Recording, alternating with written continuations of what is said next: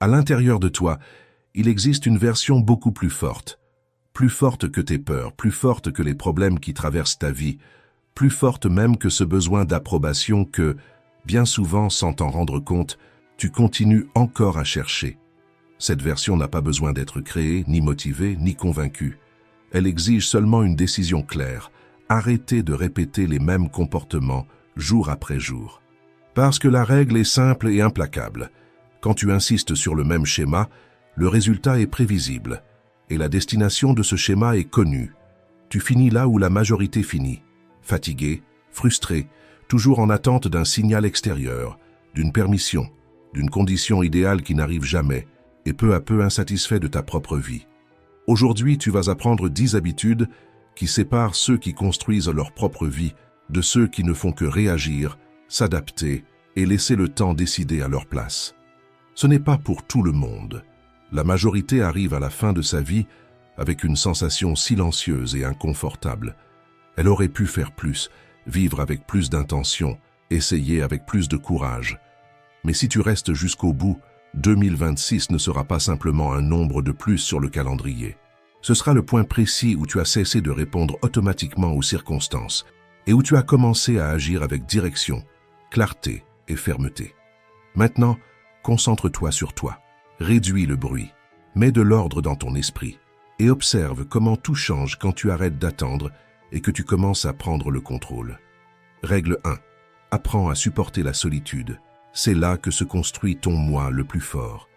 Il arrive un moment où le bruit disparaît. Le téléphone cesse de sonner. Personne n'appelle, personne ne demande, personne ne se soucie de toi. Et c'est à ce moment-là que presque personne ne supporte de rester. Peut-être que tu es dans cette situation en ce moment.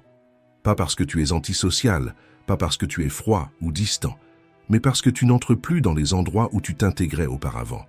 Avant, tu étais toujours entouré de gens. Il y avait toujours quelqu'un. Tu étais nécessaire. Maintenant, le silence apparaît. Et il fait mal. Il fait plus mal que tu n'aimes l'admettre. Mais comprends ceci avec clarté.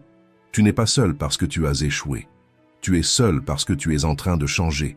Personne ne te prépare à ce moment. On t'a appris à éviter le silence, à remplir chaque vide, à ne pas rester seul avec tes propres pensées. Parce que penser fait mal. Se souvenir fait mal. Accepter fait mal. Les stoïciens ne fuient pas la solitude. Ils l'embrassent. Marc Aurèle gouvernait un empire, mais les décisions les plus difficiles, il les affrontait seul, à l'intérieur de son propre esprit. C'est pour cela qu'il a écrit « Retire-toi en toi-même ». Il savait que c'est dans le silence que l'on se rencontre. Jésus aussi s'est éloigné. Il est allé dans le désert non pour fuir, mais pour se renforcer. Avant la pression, avant la trahison, avant le poids le plus lourd, il était seul. La solitude n'était pas une punition, c'était une préparation. Peut-être que cela explique ce que tu ressens aujourd'hui. Tu as toujours été disponible. Tu aidais, tu écoutais, tu conseillais, tu soutenais. Quand tu as décidé de te concentrer sur toi, beaucoup ont disparu. Pas parce que tu es une mauvaise personne, mais parce que tu as cessé de servir leurs besoins. Et ça fait mal de découvrir cela. Certaines personnes ne ressentent pas ton absence. Elles ressentent l'absence de ce que tu donnais. Comprendre cela est libérateur. Le véritable pouvoir se construit dans l'isolement. Celui qui a besoin de compagnie tout le temps devient fragile, dépendant, prévisible. Celui qui supporte la solitude gagne en clarté, en discipline et n'est pas facile à manipuler. Peut-être que tu te demandes « Pourquoi est-ce que je me sens ainsi alors que je fais ce qui est juste ?» La réponse est difficile, parce que tu es en train de grandir, et grandir est solitaire. Tout le monde n'est pas prêt à marcher avec toi. La solitude n'est pas un abandon, c'est un espace pour penser sans bruit, guérir sans pression, construire sans interférence. C'est comme une forge. Le métal ne se renforce qu'à l'écart des applaudissements, sous la chaleur et le silence. C'est là que tes valeurs deviennent claires, que tes limites se posent et que ton caractère se forme. Aujourd'hui, beaucoup de gens ont peur d'être seuls parce qu'ils ne savent pas qui ils sont sans distraction. Si tu supportes ce processus en 2026, tu n'auras besoin de personne pour te sentir entier. Et ça s'appelle la liberté. Ne remplis pas le vide en courant après les gens. Remplis-le en devenant quelqu'un de solide. Parce que celui qui est entier ne mendie pas l'attention, n'accepte pas les miettes et ne dépend émotionnellement de personne. La solitude ne te détruit pas. Elle te prépare. Elle te renforce. Règle 2. Il est temps de te concentrer sur toi. Personne ne va décider, vivre ou payer le prix de ta vie à ta place. Il y a quelque chose que presque personne n'accepte avec maturité. Personne ne s'occupe vraiment de toi, de la manière dont tu l'imagines. Tout le monde est occupé à lutter contre ses propres peurs, ses propres frustrations, ses propres échecs. Et malgré cela, tu continues à regarder autour de toi, à te comparer, à te mesurer à la vie des autres, en essayant de comprendre pourquoi ils semblent s'en sortir mieux. Sans t'en rendre compte, tu abandonnes ton propre chemin. Dis-moi si cela t'est déjà arrivé. Tu te réveilles avec une idée, avec de l'énergie, avec l'envie de faire différent. Tu prends ton téléphone, juste un peu, et, en moins d'une minute, tu es déjà plongé dans la vie de quelqu'un que tu ne connais même pas vraiment. Tu commences à douter de toi. Tu te sens inférieur non pas parce que ta vie est mauvaise, mais parce que tu es entré dans la vitrine retouchée de quelqu'un d'autre au mauvais moment. La concentration se perd avant même que la journée ne commence. Le stoïcien comprend une vérité simple et libératrice. Tu ne contrôles pas ce que font les autres, mais tu contrôles l'endroit où tu mets ton attention et la personne que tu décides de devenir. Marc Aurèle ne se réveillait pas en demandant « Qu'est-ce que tout le monde est en train de faire ?» Il se demandait « Que dois-je faire aujourd'hui pour ne pas me trahir ?» Cette question change tout. C'est comme régler le volant avant d'accélérer, parce que courir ne sert à rien si tu vas dans la mauvaise direction. Quand tu te concentres sur toi-même, le bruit diminue, l'anxiété recule et la direction devient claire. Il y a un exemple simple. Jésus ne courait pas après les foules. Les foules le suivaient. Pourquoi? Parce qu'il y avait de la clarté. Quand tu sais qui tu es, tu n'as pas besoin de courir après la validation. Quand tu ne le sais pas, n'importe quoi te distrait. Nous vivons des temps dangereux. Tout le monde donne son avis, tout le monde montre des fragments parfaits, tout le monde cache la fatigue et dissimule la douleur. Et en regardant cela tous les jours, tu commences à te demander « Qu'est-ce que je fais de mal ?» La réponse est inconfortable. Rien, sauf regarder là où tu ne devrais pas. La comparaison n'améliore personne, elle ne fait que retarder celui qui est sur le bon chemin. Peut-être que tu connais quelqu'un comme ça. Il n'est pas plus intelligent, il ne travaille pas plus, il n'est pas plus talentueux que toi. Mais il avance. Pourquoi? Parce qu'il est occupé à se construire, pendant que toi tu hésites. Tu analyses trop et tu te retiens, non par manque de capacité, mais par excès de comparaison. Machiavel a été direct. Celui qui se distrait en observant les autres perd l'avantage. Le pouvoir ne se construit pas en observant, il se construit en exécutant. En 2026, celui qui se concentre avance. Celui qui se distrait ne fait qu'assister. Il n'y a pas de juste milieu. Peut-être que le problème n'est pas que le monde soit contre toi. Peut-être que le problème est que tu ne travailles pas encore en ta faveur. Tu dépenses de l'énergie à vouloir plaire, à t'adapter, à prouver ta valeur, alors que tu devrais apprendre, te renforcer et tenir bon. Personne ne va vivre ta vie à ta place. Personne ne va porter tes rêves. Personne ne va payer le prix qui est le tien. Se concentrer sur soi n'est pas de l'égoïsme, c'est de la responsabilité. C'est faire ce qui doit être fait quand personne ne regarde, quand personne ne félicite, quand il n'y a pas d'applaudissements. C'est réduire le bruit, fermer les portes inutiles et avancer même quand il n'y a pas de compagnie. En 2026, moins d'opinions, moins de comparaisons, moins de distractions. Plus de concentration, plus de silence, plus de travail intérieur. Parce que lorsque tu relèveras la tête, tu ne regarderas plus les autres. Ce seront eux qui te regarderont. Règle 3. La discipline change tes résultats. Il existe un endroit où la majorité des vies se définissent, et presque personne n'y prête attention. Ce n'est pas sur scène, ce n'est pas dans la conquête, ce n'est pas au moment où tout va bien. C'est dans la pièce fermée, dans le jour ordinaire, dans la fatigue silencieuse, quand il n'y a ni public, ni pression, ni applaudissement. Personne ne voit ce que tu fais quand tu es fatigué.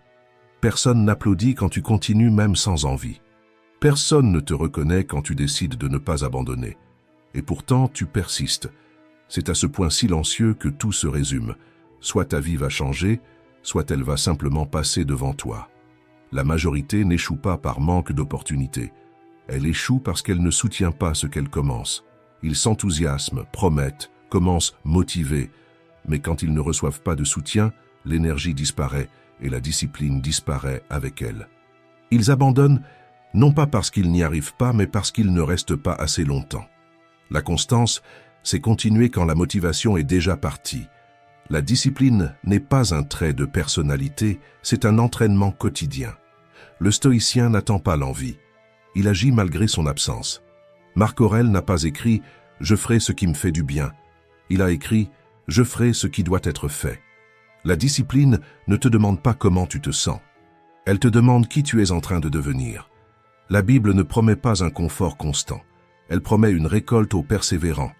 À celui qui est fidèle dans les petites choses, on confiera aussi de grandes choses. Aujourd'hui, beaucoup veulent de grands résultats sans accepter de petits sacrifices. Ils veulent la récompense sans le processus, la bénédiction sans l'obéissance. Et la vie ne fonctionne pas ainsi. Peut-être que c'est ton cas. Tu sais ce que tu dois faire. Tu sais par où commencer. Mais tu repousses le changement parce que personne ne te force, personne ne te surveille, personne ne te punira si tu échoues. Et c'est là le problème. La liberté sans discipline devient de l'auto-sabotage. Les hommes changent quand la nécessité les y force, pas quand on les conseille. C'est pour cela que le véritable pouvoir ne réside pas dans la dépendance à la pression extérieure, mais dans la création d'une pression intérieure. Faire même sans en avoir envie. Agir même fatigué. Continuer même quand personne ne regarde. Écoute, le monde ne va pas venir te sauver. Personne. Il va te mettre sous pression chaque jour. Et si tu abandonnes, personne n'absorbera l'impact à ta place. Discipline ou dépendance. Cette décision est toujours individuelle. La discipline, c'est se lever quand on veut rester immobile, se taire quand on veut se plaindre, avancer quand tu ne vois pas encore le résultat. La discipline ne s'annonce pas. Elle ne se poste pas. Elle ne se présume pas. Elle se pratique et le temps fait le reste. Aujourd'hui, beaucoup confondent discipline et intensité. Ils sont intenses pendant une semaine, exigent beaucoup d'eux-mêmes pendant quelques jours, puis disparaissent. Mais le vainqueur ne court pas tout le temps, il avance avec fermeté tous les jours. En 2026, ne cherche pas une motivation quotidienne. Construis des habitudes quotidiennes. Parce qu'un jour, tu te rends compte que ce qui semblait petit était exactement ce qui changeait tout. Ce que tu fais quand personne ne regarde détermine qui tu seras quand tout le monde regardera. Règle 4. Tu dois apprendre à contrôler tes émotions. Chaque fois que tu as répondu avec colère, chaque fois que tu as réagi par orgueil, chaque fois que tu as parlé au mauvais moment, c'est toi qui t'es blessé et qui as perdu du pouvoir. Et le pire, c'est que tu as fait tout ça en croyant que tu te défendais. Pense à ça. Tu te souviens de cette dispute qui t'a empêché de dormir? De ce message auquel tu as répondu alors que tu étais contrarié? De cette réaction impulsive qui semblait nécessaire sur le moment? Et ensuite est venu le silence, suivi du regret. Pourquoi ai-je dit ça? À cet instant-là, ce n'était pas toi qui parlais, c'était l'émotion qui parlait à ta place. Les émotions ne réfléchissent pas, elles réagissent. Le stoïcien comprend quelque chose de brutal et de libérateur. Ce n'est pas ce qui arrive qui te blesse, c'est ce que tu fais avec ce qui arrive. La vie va te provoquer, les gens vont te tester, le système va te mettre sous pression. La question n'a jamais été de savoir si ça allait arriver, mais comment tu vas réagir quand ça arrivera. L'autocontrôle ne te rend pas faible, il te rend inatteignable. C'est comme essayer de toucher quelqu'un qui n'entre pas dans le jeu. Il n'y a pas de cible. Jésus a été insulté, humilié, provoqué, et pourtant il n'a pas réagi par impulsion. Pas parce qu'il ne le pouvait pas, mais parce qu'il savait exactement qui il était. Celui qui sait qui il est n'a pas besoin de crier, d'expliquer ou de se justifier tout le temps. Et toi, combien de fois as-tu réagi juste pour avoir l'impression d'avoir raison? La vérité est simple, quand tu fais perdre le contrôle à ton ennemi, le contrôle est déjà à toi. Chaque réaction émotionnelle te rend prévisible, et celui qui est prévisible est facilement manipulable. Celui qui te provoque ne veut pas de dialogue, il veut ta réaction. En discutant avec toi, l'autre personne cherche à te faire sortir de ton axe, et bien souvent, elle y arrive.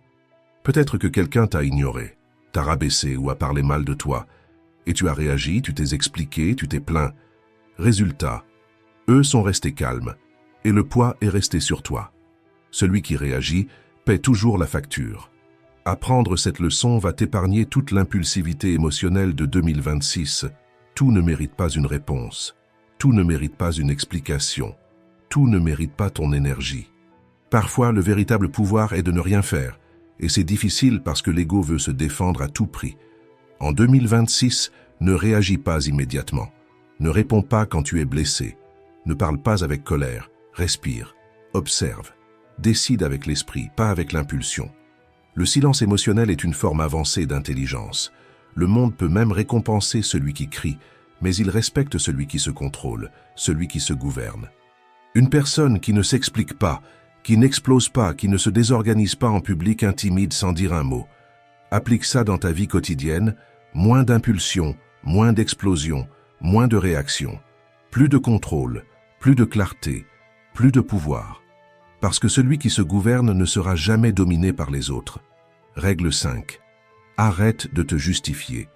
Le respect ne se demande pas. Le respect se conquiert par la posture, pas par le discours.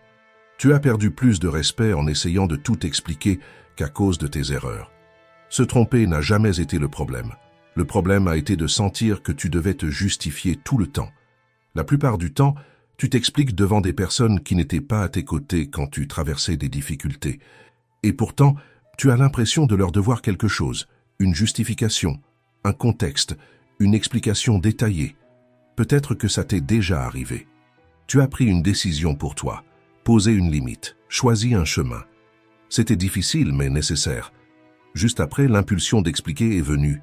Ce n'est pas exactement ça. Laisse-moi mieux expliquer. Peut-être que tu as mal compris. Pas parce que tu avais tort, mais parce que tu as enseigné sans t'en rendre compte que tu avais besoin de l'approbation des autres. Celui qui s'explique trop apprend au monde à tout remettre en question dans ce qu'il fait. Le stoïcien comprend ça. Ce que tu fais avec conviction n'a pas besoin d'explication. Marc Aurèle ne vivait pas en essayant de convaincre tout le monde. Il ne gouvernait pas selon l'opinion du public, mais selon ses propres principes.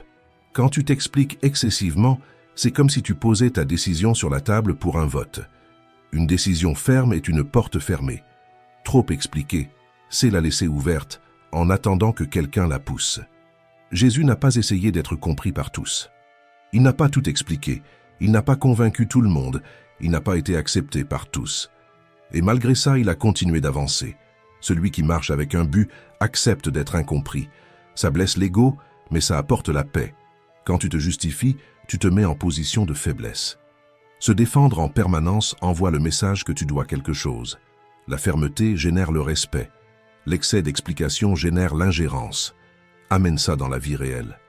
Tu expliques trop au travail. Tu justifies des décisions personnelles.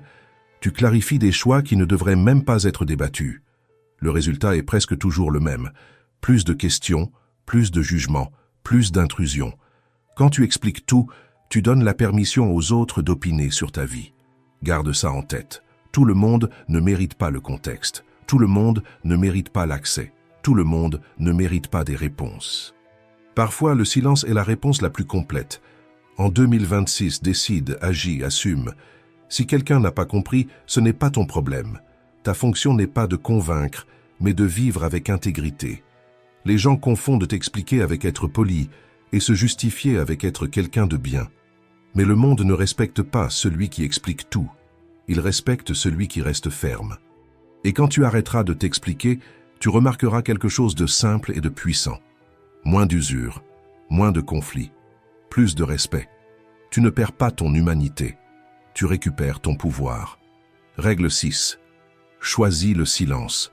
Personne ne te l'a dit clairement, mais parler trop t'a déjà coûté cher.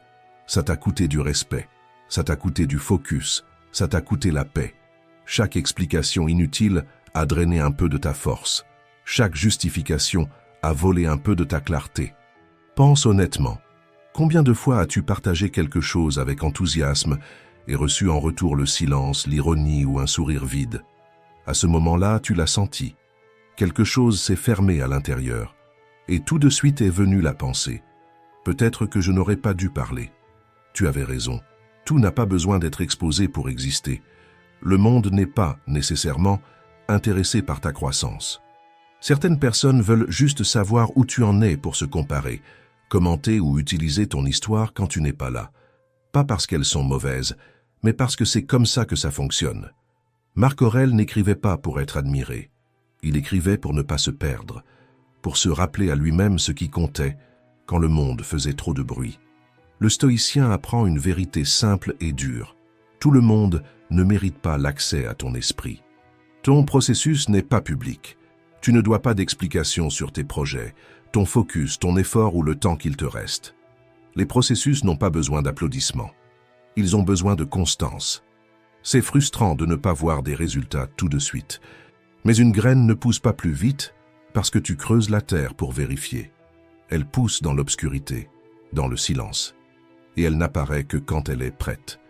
Même Jésus est resté silencieux quand des mots auraient pu le sauver, non par faiblesse, mais par conscience. Toute vérité n'a pas besoin d'être défendue à voix haute. Parfois, le silence est simplement un alignement intérieur avec ce qui doit être fait, pas expliqué. Je vais être direct. L'être humain cherche la validation. Il veut entendre « tu as raison » avant que le résultat n'apparaisse. Mais la vraie croissance arrive quand personne ne te valide, et que malgré ça, tu continues. Aujourd'hui, tout le monde parle trop. On parle sur les réseaux, on parle dans les groupes, on parle de projets qu'on n'exécute pas et d'objectifs qu'on ne soutient pas. On parle pour ne pas faire face au vide. Et pendant qu'on parle, le temps passe. Celui qui parle trop pour se sentir vivant finit par vivre la vie des autres. Machiavel disait ça sans détour.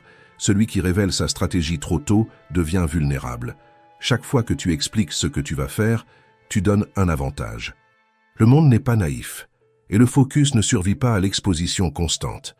Peut-être que tu es celui qui écoute toujours, qui aide, qui conseille, qui est disponible. Mais quand toi tu as besoin, personne n'apparaît. Pas parce qu'il s'en fiche, mais parce que tu as appris au monde que ton énergie était toujours ouverte. En 2026, ça s'arrête. Fais attention. Garder le silence n'est pas de la froideur, c'est de la sélection. C'est arrêter de donner de l'énergie à ceux qui ne savent pas quoi en faire. Le silence ne t'affaiblit pas. Il te rend dangereusement concentré. Cette année, n'explique pas. Ne promets pas. N'annonce pas. Travaille. Améliore-toi. Persévère. Laisse les résultats parler pour toi. Économise tes mots. Protège ton esprit. Garde le silence. Le reste s'organise.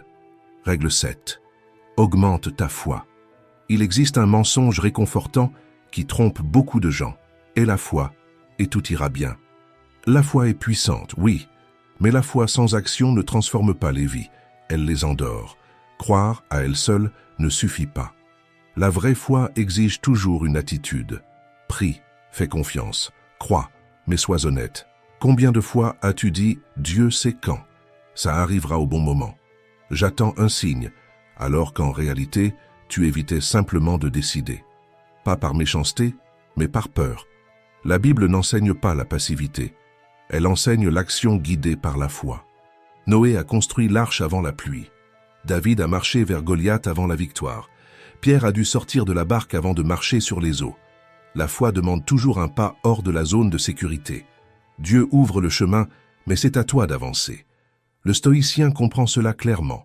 Il n'attend pas que la vie facilite les choses, il se renforce pour traverser ce qui vient. Marc Aurèle n'attendait pas des jours faciles, il se préparait à des jours difficiles. Fais ce qui est à ta portée. Le reste ne dépend pas de toi. C'est aussi cela, une foi mature. Les opportunités n'apparaissent pas pour ceux qui restent immobiles à attendre, elles surgissent pour ceux qui bougent. Attendre sans agir n'est pas de la foi, c'est de la peur déguisée en spiritualité. Peut-être dis-tu, je veux changer ma vie mais je n'y arrive pas. Alors regarde ce que tu fais chaque jour. Tu dis, je veux prospérer, mais tu répètes les mêmes décisions. Tu dis, je veux la paix, mais tu ne poses pas de limites. Tu dis, je veux une direction, mais tu fuis les choix difficiles. Et ensuite, tu demandes, pourquoi Dieu ne répond-il pas? Peut-être que la réponse est déjà venue et que c'est toi qui ne t'es pas levé. Garde ceci, Dieu ne bénit pas l'intention, il bénit l'obéissance. Et obéir est presque toujours inconfortable. Cela exige du courage et te demande d'abandonner d'anciennes versions de toi-même. En 2026, moins de belles phrases, moins d'attentes passives et moins d'excuses spirituelles. Plus d'action, plus de discipline, plus de constance. Prie, oui, mais lève-toi et agis. Le monde est rempli de personnes qui croient, mais vide de personnes qui agissent. C'est pour cela que presque tous restent au même endroit. Quand la foi et l'action marchent ensemble, la peur perd de sa force, le doute s'affaiblit et le chemin s'ouvre. La vraie foi ne te paralyse pas. La vraie foi te met en mouvement. Règle 8. Le prix invisible du oui. Dire oui à tout le monde n'est pas de la générosité, c'est de l'auto-sabotage. Si tu te sens fatigué, ce n'est pas seulement à cause du travail. C'est parce que tu as dit oui trop souvent alors qu'au fond de toi, tu voulais dire non. Chaque oui forcé est une petite trahison envers toi-même. Cela ne semble pas grave sur le moment, mais ça s'accumule. Peut-être que cela t'est déjà arrivé. Tu as aidé même épuisé. Tu as écouté des problèmes qui n'étaient pas les tiens. Tu es resté disponible quand tu avais besoin de silence. Et ensuite, tu t'es dit, pourquoi personne ne prend soin de moi comme je prends soin des autres? La réponse est simple et dure, parce que tu n'as jamais appris aux gens à respecter tes limites. Les limites sont comme des clôtures. Quand elles n'existent pas, n'importe qui entre, piétine, occupe l'espace, prend ce qu'il veut et s'en va. Le stoïcien comprend quelque chose d'essentiel. Si tu ne gouvernes pas ta vie, quelqu'un le fera à ta place. Ton temps, ton énergie et ton attention, s'ils ne sont pas protégés, seront consommés. Dire non n'est pas rejeter les gens. C'est protéger sa propre vie. Marc Aurèle ne se sentait pas coupable de préserver son énergie. Il savait que sans ordre intérieur, il n'existe pas d'équilibre. Observe un exemple clair. Jésus a aidé des foules, mais pas toutes. Il se retirait, se reposait, disait non quand il le fallait. Même lui posait des limites. Alors pourquoi te culpabiliserais-tu de faire la même chose? Dans la pratique, ça fonctionne ainsi. Ce qui est disponible tout le temps perd de la valeur. Quand tu dis toujours oui, tu deviens prévisible. Quand tu deviens prévisible, tu deviens exploitable. Peut-être réponds-tu à tout immédiatement, annules-tu tes plans, repousses-tu tes objectifs pour faire plaisir. Le résultat est simple, la vie des autres avance. La tienne reste pour plus tard. Chaque non que tu avales devient un poids sur tes épaules et tu portes cela chaque jour sans t'en rendre compte. Comprends-le une bonne fois pour toutes. Dire non ne fait pas de toi une mauvaise personne. Cela te rend honnête. Celui qui se vexe de tes limites ne se soucie pas de toi, seulement de l'accès qu'il avait à ta vie. Ce n'est pas de l'amitié, c'est de la convenance. En 2026, moins d'excuses, moins de culpabilité, moins d'explications. Plus de clarté, plus de fermeté, plus de respect de soi. Apprends à dire « je ne peux pas »,« j'aimerais bien », mais ce n'est pas possible maintenant. Et ensuite, garde le silence. Le monde tolère ceux qui se livrent, mais il respecte ceux qui se gouvernent. Tu ne construis pas une vie en réglant les problèmes de tout le monde. Quand tu apprends à dire non aux autres, tu commences enfin à dire oui à toi-même. Règle 9. Utilise ce qui t'arrive en ta faveur. Rien de ce qui t'arrive ne passe sans laisser de traces. Tout enseigne quelque chose, même quand ça fait mal. Tu as appris à gérer les bons moments. Quand quelque chose fonctionne, tu célèbres, tu avances, tu gagnes de l'énergie. Mais personne ne t'a appris quoi faire quand quelque chose te blesse. Quand la douleur apparaît, la plupart se contentent d'endurer. Avalants font semblant de ne rien sentir et essaient d'oublier. Et c'est là que beaucoup se perdent. La douleur est inévitable. Mais ce que tu en fais ne l'est pas. Elle peut t'endurcir, t'aigrir, te bloquer, ou elle peut te renforcer. La différence n'est pas dans ce qui est arrivé, elle est dans le choix que tu fais ensuite. Face à la douleur, il existe deux chemins clairs. Certaines personnes utilisent la douleur comme excuse pour abandonner. D'autres utilisent la douleur comme carburant pour changer. La blessure peut être la même, la décision non. Peut-être que quelqu'un t'a trahi. Peut-être as-tu trop fait confiance. Peut-être as-tu donné plus que tu n'as reçu. Ça fait mal, mais comprends quelque chose d'important. La douleur n'est pas venue pour te briser, elle est venue pour te réveiller. La douleur est comme le feu. Celui qui panique se brûle. Celui qui comprend apprend à forger quelque chose de plus fort. Le stoïcien ne demande pas « Pourquoi cela m'est-il arrivé ?» Il demande « Qu'est-ce que cela exige de moi maintenant? Qu'est-ce que je dois changer? Qu'est-ce que je dois terminer? Qu'est-ce que je dois renforcer ?» Parce qu'il comprend quelque chose de simple. Ce qui ne te détruit pas peut te discipliner. Jésus n'a pas fui la douleur. Il l'a traversée. Et cette douleur n'a pas été la fin, elle a été un point de bascule. Pas comme victimisation, mais comme dessein. Toute douleur ne disparaît pas rapidement. Certaines se transforment. Ressentir n'est pas le problème. Le problème, c'est de faire de la douleur une maison, alors qu'elle devrait être seulement un passage. Utilise cette douleur pour fermer des cycles déjà terminés, poser des limites là où tu t'annulais auparavant, concentrer ton énergie là où tu te dispersais avant, grandir là où tu ne faisais que supporter. En 2026, ne te place pas en victime. Ne reste pas immobile en attendant que le temps résolve. Ne transforme pas la souffrance en identité, ne donne pas d'excuses. Transforme la douleur en discipline, en direction, en critères. Et quand tu fais cela, le passé cesse de te poursuivre, parce qu'il a enfin rempli son rôle. La douleur n'a jamais été le problème, elle était l'avertissement. Règle 10. Évolue jusqu'à devenir méconnaissable. La véritable transformation ne fait pas de bruit. Elle n'annonce rien, ne demande pas la permission et ne se justifie pas. Elle se produit à l'intérieur, en silence, bien avant d'apparaître à l'extérieur. C'est comme une racine qui grandit dans l'obscurité, renforçant l'arbre avant que le moindre fruit n'apparaisse. Un jour, tu te regardes dans le miroir et tu remarques quelque chose de différent. Tu ne réagis plus de la même façon. Tu n'expliques plus tout comme avant. Tu ne cours plus après les mêmes choses. Non pas parce que tu es devenu meilleur que quelqu'un, mais parce que tu as changé de l'intérieur. Ce type de changement ne vient pas seulement des livres ou des belles phrases. Il vient de la vie réelle. Il vient des pertes, des longs silences et des décisions difficiles prises quand personne ne regardait. Le stoïcien ne cherche pas à être reconnu. Il cherche à être cohérent. Marc Aurèle l'a dit clairement. Ne perds pas de temps à discuter de ce que devrait être un homme bon. Sois-le. Devenir méconnaissable commence quand tu arrêtes de parler de valeurs et que tu commences à les vivre au quotidien. La Bible résume cela avec clarté. Celui qui est en Christ est une nouvelle créature. Pas une nouvelle apparence, pas un nouveau discours, une nouvelle manière de vivre. La vraie transformation n'a pas besoin de public. Elle a besoin de constance. C'est faire ce qui est juste même quand personne ne félicite, même quand personne ne valide, même quand personne ne remarque. Certaines personnes vont trouver ça étrange, d'autres vont s'éloigner, parce que lorsque tu changes, tu brises la dynamique qui profitait aux autres. Avant, tu répondais vite, tu expliquais tout, tu étais toujours disponible. Maintenant, tu choisis quand parler, tu décides avec calme et tu protèges ton énergie. Pas par orgueil, mais par responsabilité envers toi-même. Devenir méconnaissable, ce n'est pas devenir froid, c'est devenir stable. Ce n'est pas se couper du monde. C'est arrêter de s'y perdre. En 2026, moins de bruit, moins de réaction, moins de besoin d'approbation. Plus de focus, plus de présence, plus de silence conscient. Et alors, quelque chose de curieux se produit. Les gens disent « tu es différent ». Ils ne savent pas expliquer pourquoi, mais ils le ressentent. C'est le signe que le travail a été fait.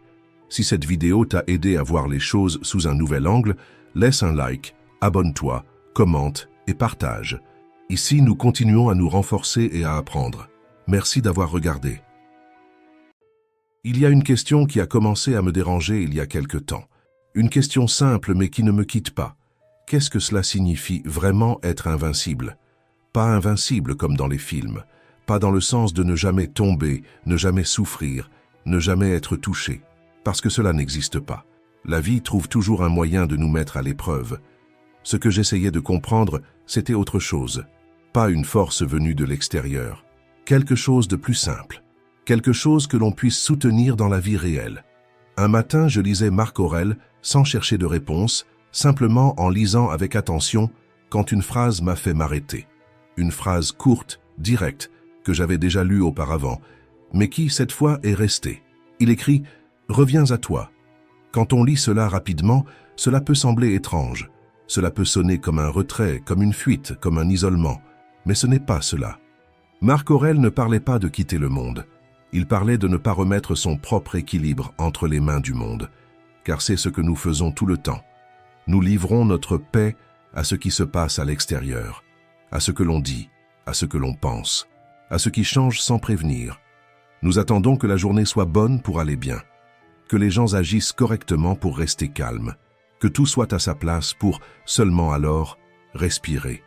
Mais cela n'arrive presque jamais. Le monde ne ralentit pas. Les gens ne s'ajustent pas à nos attentes. Les circonstances ne demandent pas la permission. Et c'est là que l'idée stoïcienne commence à prendre tout son sens. Quand Marc Aurèle parle de rentrer en soi-même, il parle de construire une base intérieure, une base qui ne s'effondre pas au moindre bruit, ne se brise pas au moindre problème, qui ne dépend pas de l'humeur des autres pour exister. Pense avec sincérité. Combien de fois ta journée a-t-elle déjà été décidée par quelque chose de petit, un mot de travers, une réponse qui n'est pas venue, une situation hors de ton contrôle? Cela ne te rend pas faible, cela te rend humain. Mais continuer à vivre ainsi est un choix. Être invincible, au sens stoïcien, ce n'est pas vaincre le monde. C'est ne pas permettre au monde de décider de ce que tu deviens à l'intérieur. C'est construire un espace intérieur où le chaos ne commande pas, où la peur ne décide pas, où la turbulence frappe mais ne renverse pas. Un lieu simple, solide, silencieux, un centre qui reste debout même quand tout autour semble instable. La question a alors cessé d'être « est-ce possible ?» et est devenue « est-il possible de construire cela dans le monde dans lequel nous vivons aujourd'hui, avec la précipitation, avec les distractions, avec la pression, avec le bruit constant ?» Je crois que oui, pas facilement, pas rapidement, mais c'est possible. Et c'est exactement de cela que je veux parler avec toi aujourd'hui. 6 règles, 6 principes tirés de la sagesse stoïcienne, non pas pour te protéger de la vie, car personne n'y parvient, mais pour t'aider à la traverser sans t'abandonner. Parce que des choses difficiles vont arriver. La vie n'épargne personne, mais être invincible, au sens stoïcien, c'est cela. Quoi qu'il arrive, tu continues à être toi, avec clarté, avec direction, avec présence. Reste ici. Ce qui vient maintenant est simple, direct et applicable. C'est le genre de chose qui peut changer une année. Et, dans certains cas, changer toute une vie. Première règle, n'aie pas d'opinion sur tout. Il existe une règle simple qui peut te rendre beaucoup de paix mentale. Tu n'as pas besoin d'avoir une opinion sur tout. Marc Aurèle a écrit quelque chose que lorsque je l'ai lu pour la première fois, je n'ai pas complètement compris. Souviens-toi que tu as toujours le pouvoir de ne pas avoir d'opinion. Comment ça, ne pas avoir d'opinion? On en a toujours une. Quelque chose se passe et la réaction arrive immédiatement. On juge, on est d'accord, on n'est pas d'accord, on s'irrite. C'est ainsi que fonctionne l'esprit humain. Ça semble automatique, et ça l'est. Mais l'erreur consiste à confondre automatique et inévitable. L'automatique est une habitude, et une habitude peut être observée, questionnée et ajustée. C'est là que j'ai commencé à observer, vraiment, ce qui se passait à l'intérieur de ma tête, non pas le monde extérieur, mais le bruit constant ici, dedans. J'ai réalisé que la plupart de mes opinions n'étaient pas réellement les miennes. Elles venaient de l'extérieur, d'informations que j'absorbais sans filtre, d'opinions que j'entendais, de réactions que je voyais chez les autres, et que je finissais par adopter sans m'en rendre compte. C'était comme si je ne choisissais pas, je faisais juste accumuler. Pense à cela un instant. Avoir une opinion, c'est s'engager, c'est prendre une position intérieure, c'est créer un lien émotionnel avec quelque chose. Et tout lien crée de la tension, même lorsqu'elle semble minime. Cette tension occupe de l'espace dans ton esprit. Elle exige de l'attention, génère des émotions. Elle consomme une énergie cognitive qui pourrait être utilisée pour vivre. As-tu déjà remarqué comme certains sujets restent collés dans la tête? Tu fais défiler l'écran, tu vois quelque chose qui t'irrite, et des heures plus tard, c'est encore là. Tu imagines des réponses, tu construis des arguments, tu débats mentalement avec des personnes qui ne sauront jamais que tu existes. La situation est terminée, mais l'esprit reste prisonnier. Pendant ce temps, ta vie réelle est en pause. Aujourd'hui, nous n'avons jamais été autant sollicités à donner notre opinion. Information, scandale, polémique, débat, indignation quotidienne, il y a toujours quelque chose de nouveau qui cherche à capter ton attention, à provoquer une réaction, à exiger une prise de position. La plupart des gens tombent dans ce piège. Ils ont une opinion sur tout. Sur ce qu'a dit tel homme politique, sur ce qu'a fait telle célébrité, sur la nouvelle polémique du jour. Ils s'énervent, débattent, défendent des positions pendant des heures sur des sujets qui n'ont aucun impact réel sur leur propre vie. Et au final, qu'est-ce qu'ils y gagnent? Rien. Juste du temps perdu, de l'énergie drainée et une paix intérieure rongée, des émotions négatives accumulées, des guerres qui n'étaient même pas les leurs. Marc Aurèle comprenait cela avec une précision chirurgicale. Il a écrit « Les choses en elles-mêmes ne trouble pas l'âme. Ce qui nous trouble, c'est l'opinion que nous en avons. Ce n'est pas le fait qui vole ta paix. C'est le jugement que tu crées à son sujet. Le fait n'entre dans ton esprit que si tu ouvres la porte. Lorsque tu choisis de ne pas avoir d'opinion, il perd l'accès, il reste à l'extérieur. Ce n'est pas de l'aliénation, et ce n'est pas de l'indifférence morale. Les stoïciens n'ont jamais défendu la passivité. Marc Aurèle gouvernait en recherchant la justice, la responsabilité et l'action juste. La différence est simple et décisive. Il existe un abîme entre l'indignation et l'action. Si quelque chose compte vraiment, la question n'est pas « est-ce que ça me révolte ?» C'est « qu'est-ce que je peux faire de concret ?» L'indignation sans action n'est qu'une décharge émotionnelle. C'est du bruit intérieur qui ne produit aucun changement extérieur. C'est comme crier contre le vent. Tu t'épuises et rien ne change. C'est pourquoi créer un filtre simple pour ton esprit. La prochaine fois qu'une polémique surgira, pose-toi 2 questions directes. Est-ce que cela me concerne réellement? Existe-t-il quelque chose de concret que je puisse faire maintenant? Si la réponse est non, lâche prise. N'aie pas d'opinion. Ne discute pas. Ne perds pas ton temps. Observe et avance, car toutes les batailles ne méritent pas ton énergie, et presque aucune ne mérite ta paix. Au début, c'est difficile. Nous sommes conditionnés à réagir, mais avec la pratique, quelque chose change. Tu sens de l'espace s'ouvrir dans ta tête.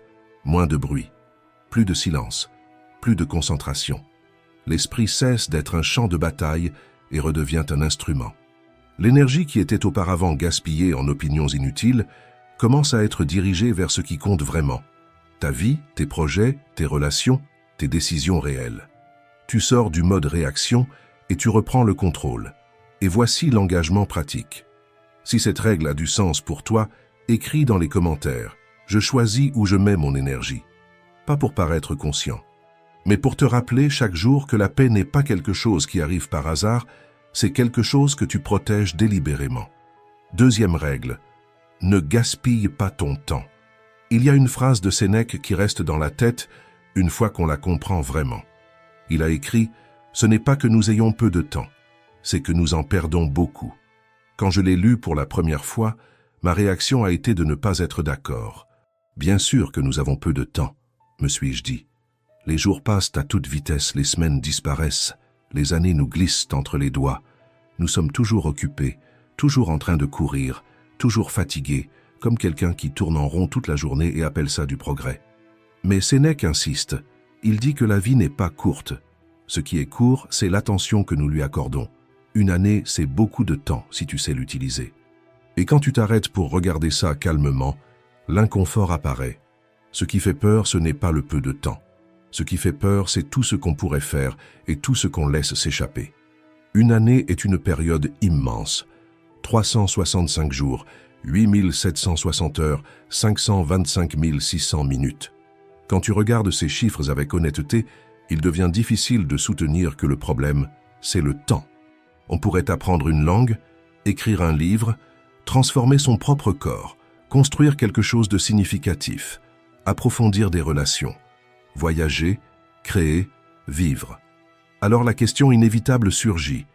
Où va tout ce temps? Sénèque a observé quelque chose de curieux chez l'être humain. Les gens protègent avec rigueur ce qu'ils considèrent comme précieux. Ils défendent leur argent, contrôlent leurs dépenses, prennent soin de leurs biens. Si quelqu'un essaye de prendre quelque chose de matériel, la réaction est immédiate, presque instinctive. Mais avec le temps, c'est l'inverse qui se produit.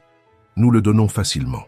Nous cédons des heures à des réunions inutiles, à des conversations vides, à des distractions interminables. On ouvre le téléphone juste pour regarder quelque chose et, quand on s'en rend compte, 1 heure a disparu. C'est comme laisser la porte ouverte et s'étonner ensuite que quelque chose ait disparu. Sauf que dans ce cas, ce qui disparaît ne revient pas. Tu peux récupérer de l'argent, tu peux reconstruire des biens, mais le temps ne se récupère pas. Chaque minute qui passe est perdue pour toujours. Il n'y a pas de retour, ni de seconde chance pour la même heure. Sénèque a écrit qu'une partie de notre temps est volée, qu'une autre nous est arrachée par les circonstances, mais que la pire perte de toutes est celle qui arrive par négligence. Pas le temps qu'on nous prend, mais le temps que nous donnons sans nous en rendre compte, sans intention.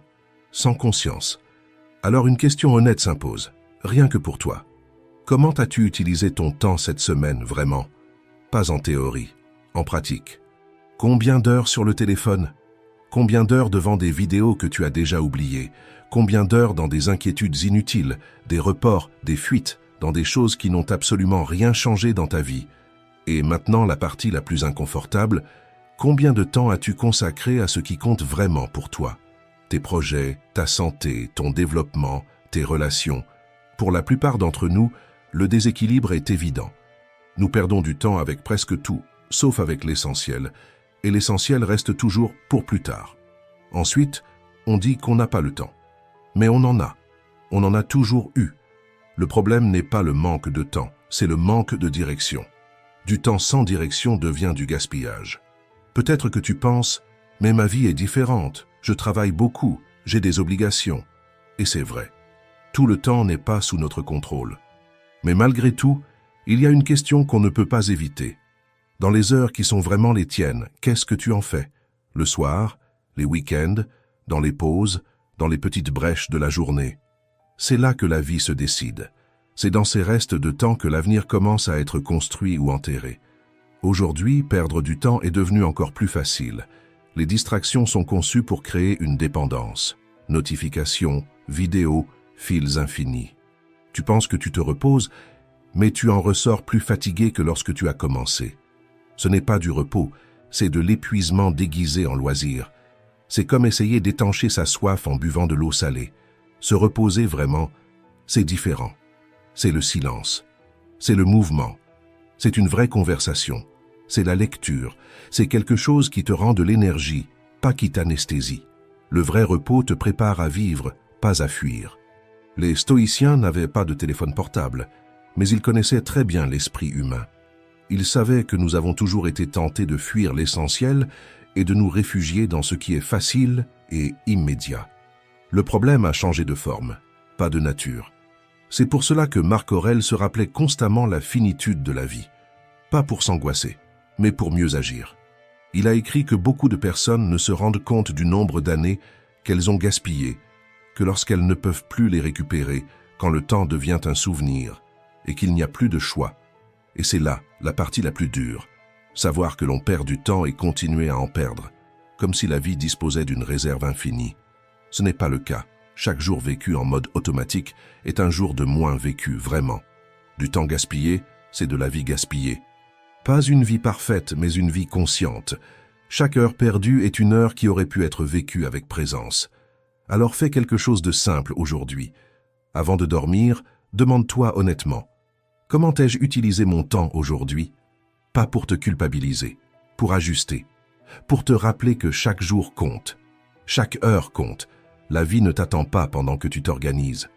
Grave cette phrase dans ton esprit. Lis-la chaque matin, laisse-la ici dans les commentaires. Mon temps compte. Ce sera ton rappel quotidien que ta vie n'est pas une répétition générale. Elle se déroule maintenant. Troisième règle. Ne vous installez pas, mettez-vous au défi. C'est l'une des règles les plus contre-intuitives de toutes. Parce que nous passons toute notre vie à essayer de rendre les choses plus faciles, plus confortables, plus prévisibles. Rechercher le confort n'est pas une erreur morale, c'est une impulsion humaine. Personne ne se réveille en pensant « Aujourd'hui, je vais me mettre au défi ».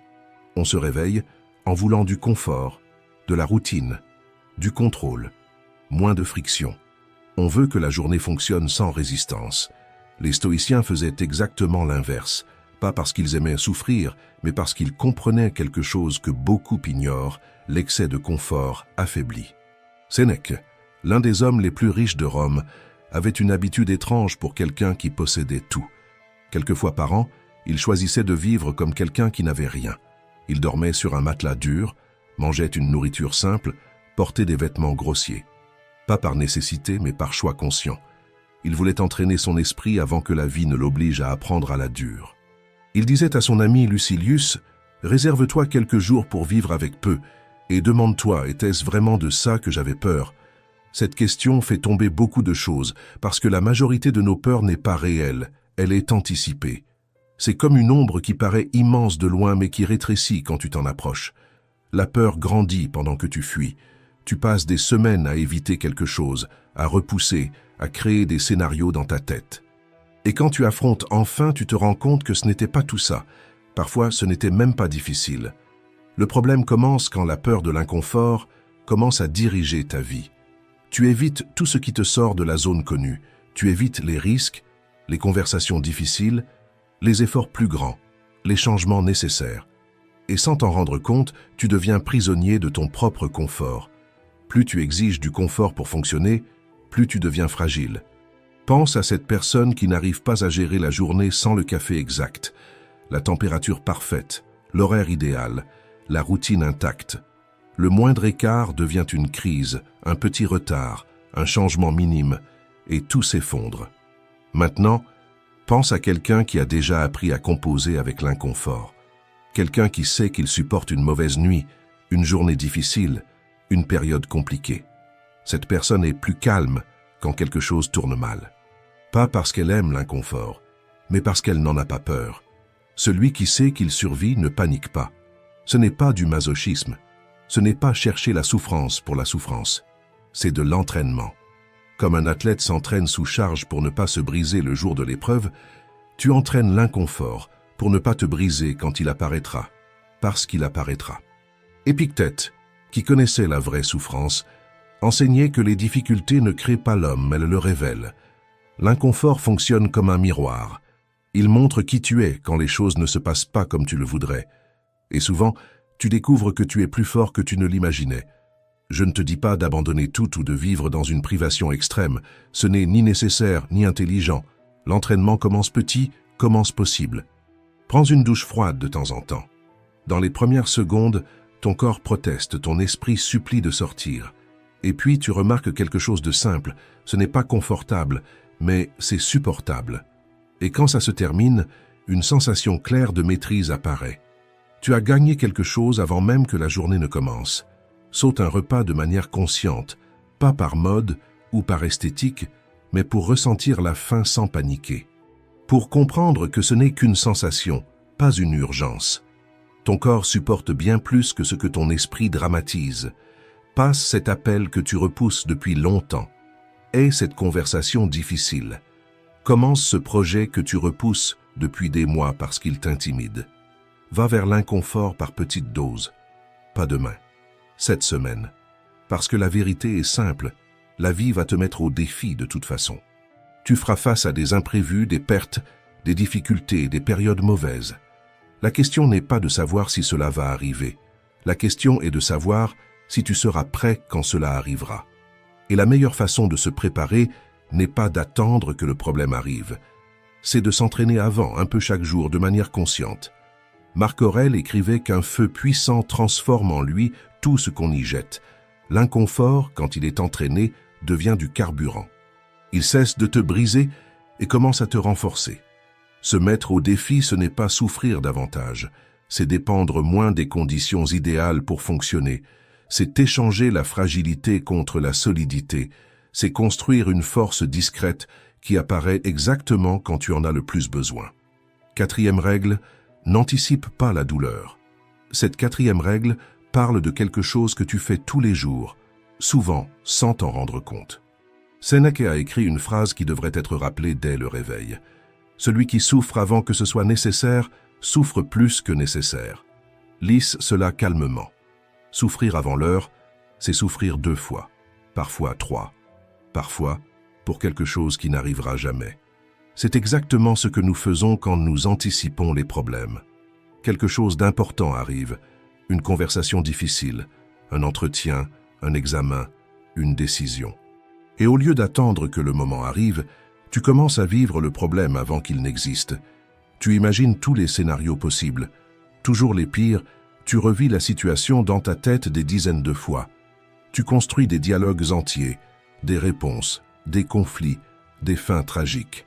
Tu te retournes dans ton lit à 3 heures du matin, en discutant mentalement des conversations qui n'ont pas encore eu lieu. Et puis le jour arrive, et bien souvent ce n'était pas tout ça. Parfois ce n'était même pas difficile. Parfois ça s'est même bien passé. Et là vient le constat inconfortable. Tu as passé des jours à te torturer pour quelque chose qui a duré quelques minutes. Sénèque disait que nous souffrons plus dans l'imagination que dans la réalité. Pense à ta propre vie. Combien de fois as-tu souffert pour des choses qui ne sont jamais arrivées? Le message qui a mis du temps à arriver et s'est transformé en rejet. La douleur étrange dans le corps qui est devenue une maladie grave après une recherche sur Google. Le projet qui semblait condamné et qui, au final, s'est résolu. Le problème n'a jamais existé, mais la souffrance, elle, était réelle. Il y a ici un piège silencieux. Nous croyons que nous inquiéter est une façon de nous préparer. Comme si souffrir avant était un entraînement émotionnel. Comme si l'anxiété fonctionnait comme une assurance contre la douleur future. Mais c'est l'inverse. L'inquiétude ne protège pas, elle épuise. C'est comme courir un marathon la veille de la course pour s'entraîner. Quand le moment réel arrive, tu es déjà trop fatigué pour gérer ce qui compte. Les stoïciens ne défendaient pas la naïveté. Ils pratiquaient la préméditation des mots. Penser aux défis pour se préparer, pas pour se torturer. Il existe une énorme différence entre la planification et l'anxiété, et confondre les deux coûte cher. Planifier, c'est regarder le scénario, penser à ce qui peut mal tourner, ajuster ce qui est à ta portée et avancer. L'anxiété, c'est rester bloqué sur la même pensée, tourner en rond, sans avancer d'1 centimètre. Imagine 2 personnes face à la même situation difficile. La première analyse, s'organise, se prépare et dort. La seconde passe des jours à imaginer des catastrophes, perd le sommeil, perd le focus, arrive au moment réel, déjà émotionnellement épuisé. Qui, à ton avis, réagit mieux quand quelque chose arrive? Et ici entre l'honnêteté. Quand tu rumines des pensées au milieu de la nuit, est-ce que tu te prépares vraiment? Ou est-ce que tu te punis simplement? Est-ce que tu crées de vraies solutions? Ou est-ce que tu repasses le même film en boucle dans ta tête? Tu connais la réponse. Il y a de la sagesse à accepter que tout n'est pas sous ton contrôle. Ce n'est pas de la faiblesse, c'est de l'intelligence émotionnelle. Ton énergie mentale est limitée.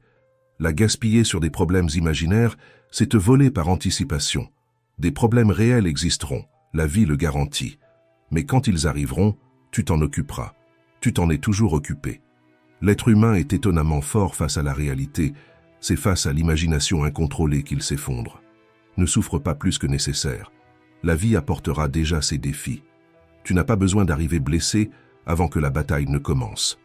Déclare-le pour toi-même. Aujourd'hui, j'arrête de souffrir avant l'heure. Pas comme un déni de la réalité, mais comme un choix conscient de garder ta force pour quand elle sera réellement nécessaire. 5e règle. Contiens tes désirs. C'est peut-être la règle qui va le plus à l'encontre de tout ce que tu entends partout. On vit en entendant qu'il faut vouloir plus, chercher plus, conquérir plus.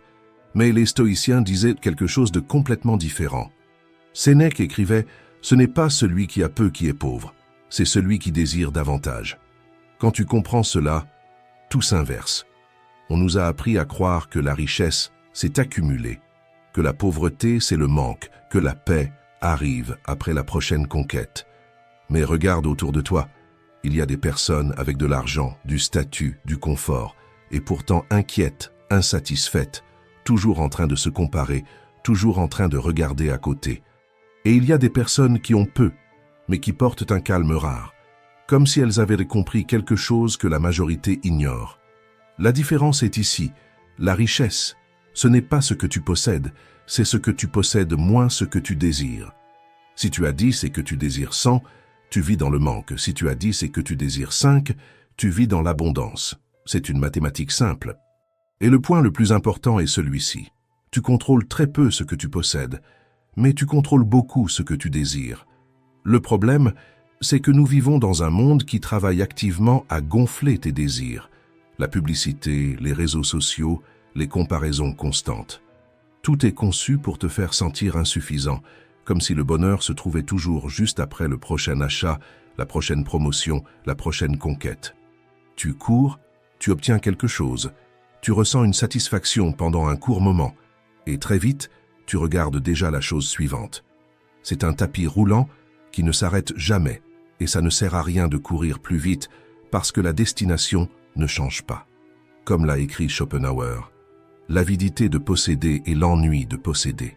Peut-être que tu reconnais cela. Tu as désiré quelque chose pendant longtemps. Quand tu l'as obtenu, la joie a duré peu de temps. Très vite, cela est devenu un décor de fond. Et tu désirais déjà autre chose. pas parce que tu en avais besoin, mais parce que tu as appris à désirer. Les stoïciens ne te disaient pas d'abandonner l'ambition. Ils disaient d'abandonner l'attachement.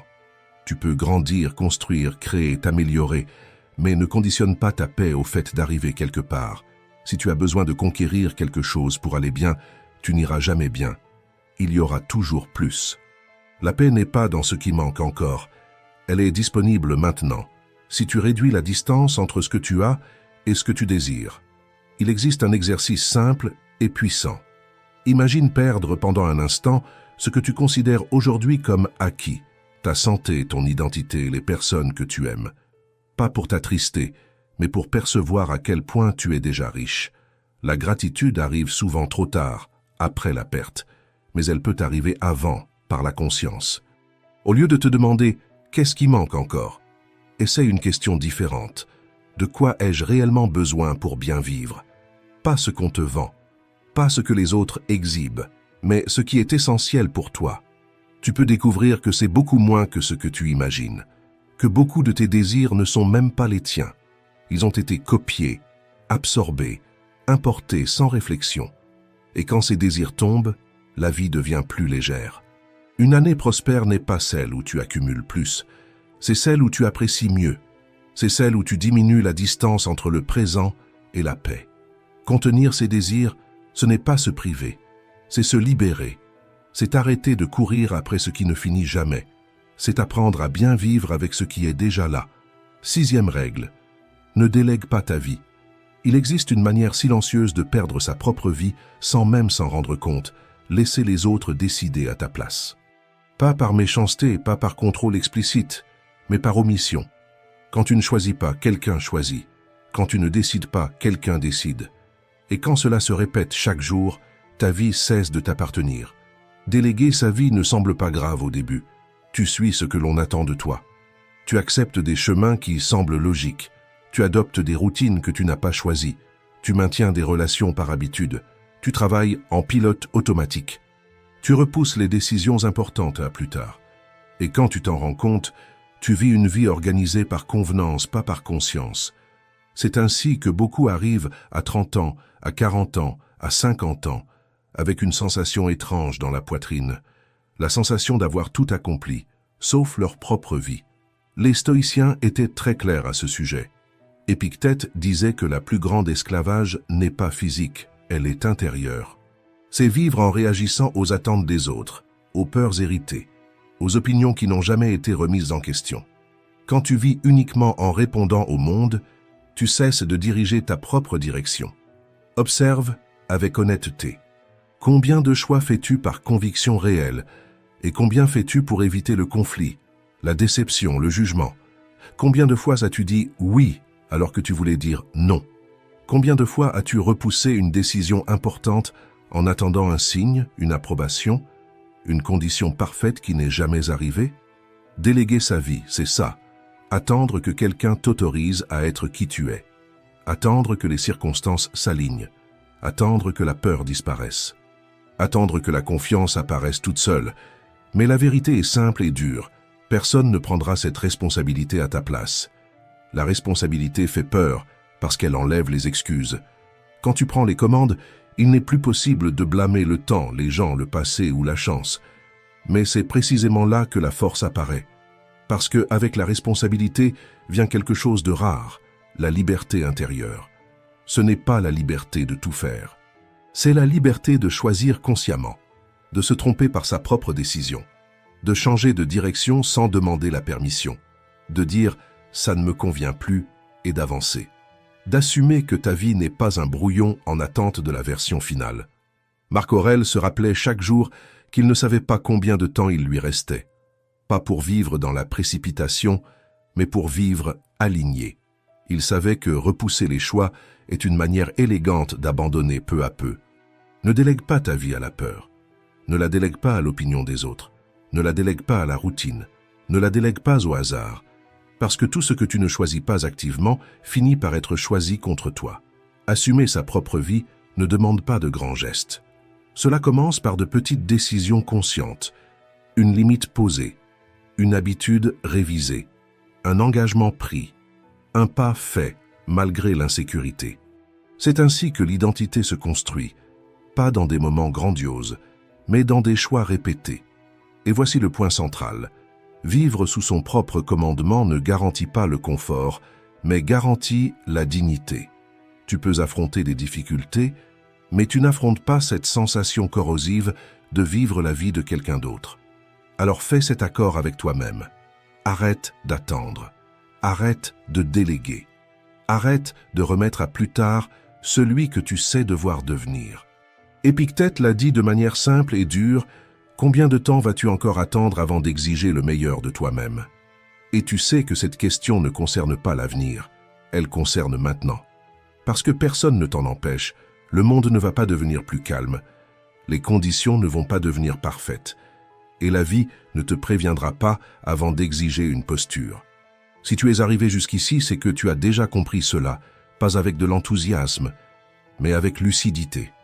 Et peut-être que c'est exactement ça le point de bascule. Pas une année parfaite, mais une année vécue sous ton propre commandement. Si cette vidéo t'a aidé à voir les choses sous un nouvel angle, laisse un like, abonne-toi, commente et partage. Ici, nous continuons à nous renforcer et à apprendre. Merci d'avoir regardé. As-tu déjà senti ton esprit accélérer sans raison, ton cœur se serrer sans motif, ta respiration devenir courte, même sans aucune cause apparente? De l'extérieur, tout semble normal, mais à l'intérieur, c'est comme si ton corps appuyait sur un bouton d'urgence, réagissant à une peur qui n'existe pas, mais qui paraît réelle. Cette sensation a un nom, l'anxiété. Et lorsqu'elle t'atteint, c'est comme une tempête invisible qui t'arrache au présent, qui te vole ton souffle, qui te fait croire qu'il y a quelque chose de mauvais en toi, même lorsque, au fond, ce n'est que ton esprit qui tente de te protéger de quelque chose qui n'existe même pas. Je sais ce que c'est, parce que nous portons tous cette guerre silencieuse, essayant d'avoir l'air bien tandis qu'une partie de nous implore un soulagement. Et si tu es ici maintenant, peut-être est-ce parce qu'il est temps d'arrêter de seulement supporter et de commencer à récupérer ce que l'anxiété tente de t'enlever chaque jour, la paix, la présence, ta propre vie. Et voici la vérité que personne ne t'a dite. Cette bataille est ancienne. Marc Aurèle a affronté des nuits interminables d'incertitude alors qu'il dirigeait un empire au bord du chaos. Épictète, vivant enchaîné, a découvert que même un corps emprisonné ne peut limiter un esprit qui a appris à se gouverner. Sénèque, entouré d'intrigues capables de détruire n'importe quel homme, a compris que la sérénité ne naît pas du monde. Elle naît de la posture intérieure de celui qui décide de ne pas se courber devant la peur. S'ils ont trouvé de la force là où n'importe qui se serait effondré, pourquoi n'y arriverais-tu pas? Le calme que tu recherches n'est pas un miracle, c'est une discipline. Il commence lorsque tu reprends le contrôle de ce qui se passe en toi et que tu cesses de te laisser emporter par ce que ton esprit crie. Aujourd'hui, je veux te transmettre 10 leçons stoïciennes qui peuvent devenir ton bouclier, ton terrain solide, ton ancre contre l'anxiété. Des leçons qui ont traversé les siècles et façonné des personnes restées debout même lorsque tout menaçait de s'effondrer. Qu'elles t'aident aussi à changer le cours de ton histoire. Mais avant de continuer, je veux te proposer quelque chose qui semble simple, mais qui porte une véritable force. Écris ici dans les commentaires. Je suis plus fort que mon anxiété. Cette phrase est un serment de courage. C'est ta première victoire sur l'inertie. C'est le moment où tu cesses de fuir et commences à t'entraîner. Commençons. Leçon 1. L'art stoïcien de ne contrôler que l'essentiel. Vous vous réveillez, vous regardez votre téléphone portable et vous remarquez que ce message que vous attendiez n'est pas arrivé. L'estomac se serre. L'esprit commence à imaginer 1000 possibilités. Est-ce que j'ai dit quelque chose de mal? Est-ce qu'il a changé d'avis? Est-ce que j'ai fait quelque chose d'incorrect? Sans vous en rendre compte, votre humeur dépend déjà de quelque chose que vous ne contrôlez pas. C'est ainsi que l'anxiété commence, lorsque nous remettons le commandement de notre paix à ce qui échappe à notre portée. Épictète disait que l'esprit perd l'équilibre lorsqu'il tente de contrôler l'incontrôlable. Nous voulons décider ce que les autres pensent de nous, prévoir ce qui va se passer, choisir le cours des circonstances, même le climat du jour ou le délai de réponse des autres. Mais la tranquillité commence lorsque vous apprenez à distinguer ce qui vous appartient de ce qui appartient au monde. Épictète appelait cela la grande division de la vie. D'un côté, ce qui dépend de vous, votre jugement, vos intentions, votre attention et vos actions. De l'autre, tout ce qui échappe à votre domaine, les réactions des autres, les résultats, le hasard, le temps. Comprendre cette frontière, c'est comme allumer la lumière dans une pièce obscure. La peur diminue, l'esprit retrouve sa clarté, et ce qui paraissait immense devient gérable. Imaginez, vous attendez une réponse importante, et le silence de l'autre côté semble crier. Vous ne pouvez pas contrôler le moment où la personne va répondre, mais vous pouvez choisir ce que vous faites dans cet intervalle. Vous pouvez dépenser votre énergie à actualiser votre téléphone toutes les 20 secondes, ou transformer l'attente en action, organiser votre espace, vous occuper de quelque chose qui vous appartient, respirer profondément et avancer. Autre exemple, un entretien est annulé à la dernière minute. Vous ne contrôlez pas l'annulation, mais vous contrôlez votre réaction. Vous pouvez vous plaindre, accuser la malchance et vous enliser dans la frustration, ou vous pouvez utiliser ce temps libre pour revoir votre discours, ajuster des détails et vous préparer encore mieux. Le schéma est toujours le même.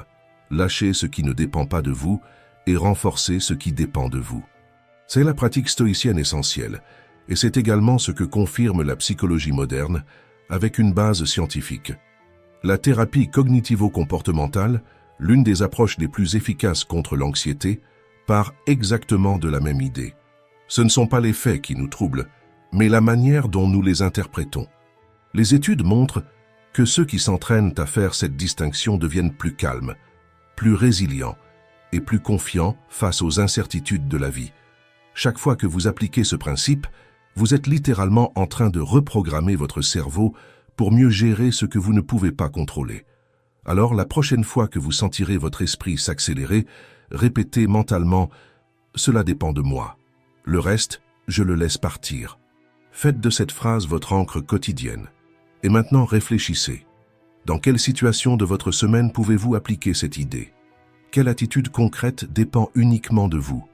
Répétez cette phrase pour vous-même. « Cela dépend de moi et j'agis. Le reste, je le laisse simplement partir ». Leçon 2. Mets du poids là où il y a du sens. La vie est comme une balance. D'un côté, il y a le temps que nous avons. De l'autre, tout ce que nous y mettons. Parfois, sans même nous en rendre compte, nous transformons des situations simples en lourds fardeaux. Un mot mal prononcé, un imprévu, un doute, et ce qui aurait pu être léger devient une tonne dans notre esprit. Quand nous faisons cela, la balance se déséquilibre. Le temps qui devrait être vécu passe, et ce qui était petit commence à sembler le centre du monde. Une grande partie de l'anxiété naît de là, donner trop de poids à ce qui est, en réalité, passager. Quand tout semble urgent, nous oublions que la plupart des choses qui nous empêchent de dormir aujourd'hui, demain n'auront plus autant d'importance.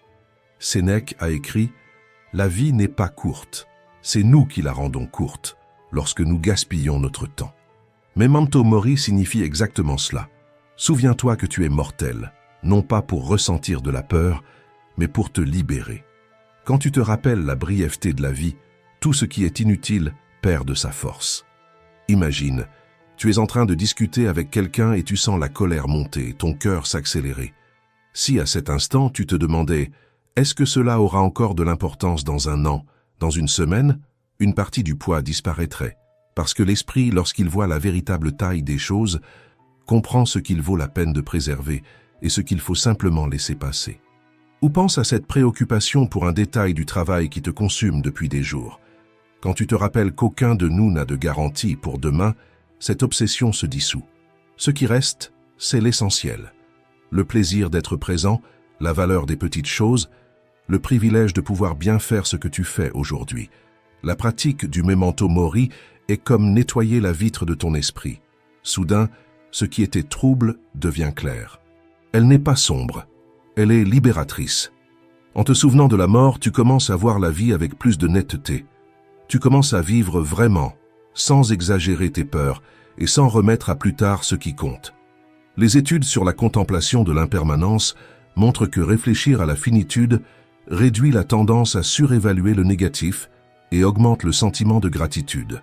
Celui qui médite sur la brièveté du temps apprend sans s'en rendre compte à cesser de lutter contre les petites frustrations et à se concentrer sur ce qui compte réellement. Alors, la prochaine fois que l'anxiété tente de te dominer, Souviens-toi, le temps est court et le calme est un choix. La vie est trop précieuse pour être gaspillée avec ce qui n'apporte aucune valeur.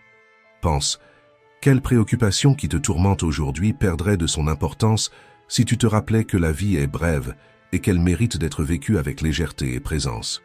Le simple fait de le reconnaître est déjà un pas pour vivre avec plus de clarté et moins de peur. Leçon 3. Le pouvoir d'être totalement présent. L'anxiété est comme une corde trop tendue. D'un côté, le passé que nous ne pouvons plus changer. De l'autre, l'avenir qui n'est pas encore arrivé.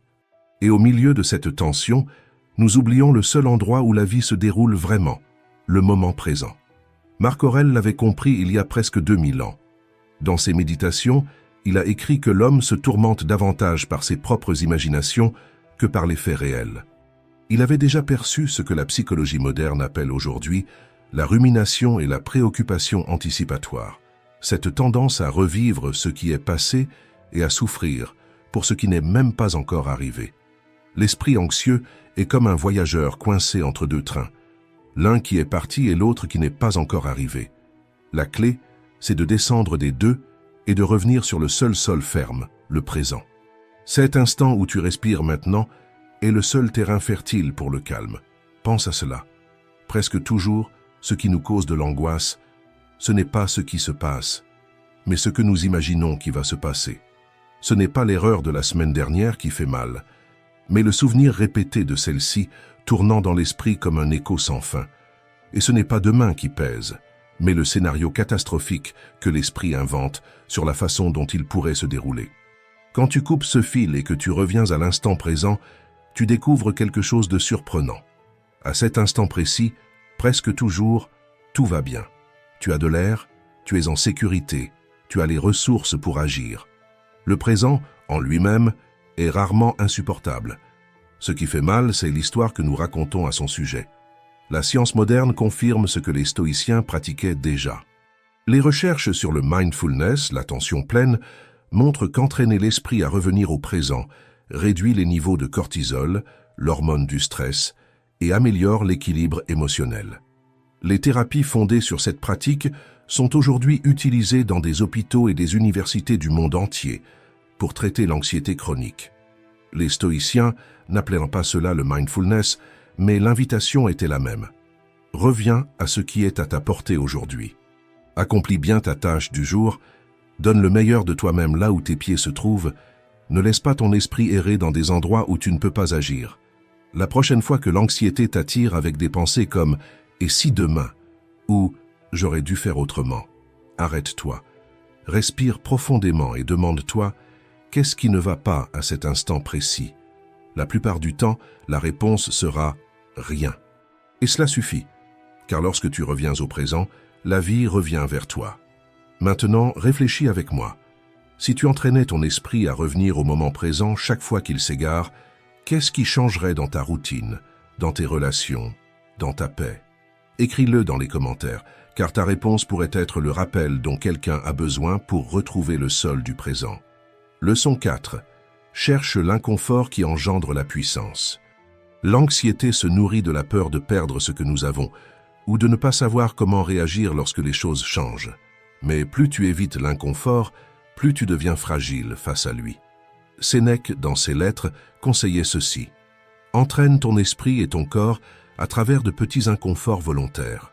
Dormir par terre de temps en temps, porter des vêtements simples, manger seulement ce qui est nécessaire ou renoncer à certains luxes pendant un moment. Il ne suggérait pas cela comme une punition, mais comme un rappel, celui que nous avons besoin de bien moins que ce que nous croyons pour bien vivre. Quand tu t'habitues à de petites doses d'inconfort, la peur de la perte diminue et l'anxiété commence à perdre de sa force. Tu découvres que tu peux traverser des situations difficiles et rester entier. Imagine, tu décides de prendre une douche froide le matin. Le corps se contracte, l'esprit résiste, et pendant quelques secondes, tout en toi veut fuir. Mais juste après, tu réalises que tu as survécu, que la peur était plus grande que l'impact. Ou pense à passer une journée sans ton téléphone portable. Au début, cela semble étrange, presque impossible. Mais après un certain temps, tu remarques le silence, la concentration, la légèreté de ne dépendre de rien d'extérieur. Ces petits actes ont un pouvoir immense. Ils te prouvent en pratique que tu es plus fort que tu ne le crois. Sénèque disait « Éduque-toi pour ne pas manquer ce que la fortune peut t'enlever. Lorsque tu apprends à vivre avec moins, rien d'extérieur n'a le pouvoir de t'ébranler. » De nombreuses études sur l'exposition graduelle au stress montrent que de petites doses d'inconfort, pratiquées de manière consciente et sécurisée, renforcent le système nerveux et augmentent la résilience. C'est comme entraîner un muscle. Plus tu le fais travailler, plus il devient fort. Sortir de la zone de confort n'est pas seulement une phrase toute faite, c'est un véritable entraînement de l'esprit contre la vulnérabilité et la peur. Alors commence simplement. Un jour avec une nourriture plus simple, une nuit sans luxe, un matin sans distraction. Ces petites pratiques te rappellent que l'essentiel est à l'intérieur, pas à l'extérieur, et que tu peux traverser n'importe quelle tempête sans te briser. Tu deviens forte émotionnellement lorsque ta stabilité et ta paix intérieure ne dépendent de rien d'extérieur à toi. Et cela, c'est la plus grande des libertés. Leçon 5. Fais de la raison ton point d'équilibre. Quand l'anxiété nous domine, c'est que l'esprit a perdu son centre. Les pensées se mettent à courir librement, créant des scènes, des histoires et des menaces qui paraissent réelles, mais qui ne vivent qu'à l'intérieur de la tête. Épictète disait que la raison doit être comme une ancre solide au milieu de la tempête. Il a écrit « Ce ne sont pas les choses qui nous troublent, mais les opinions que nous avons à leur sujet. » C'est l'une des phrases les plus libératrices du stoïcisme. Ce qui te cause de l'anxiété, ce n'est pas l'événement en lui-même, mais la manière dont tu l'interprètes. Pense à un exemple simple. Tu reçois un message court de quelqu'un d'important, sans émoji, sans explication. L'esprit anxieux réagit immédiatement. Il est fâché contre moi. J'ai fait quelque chose de mal.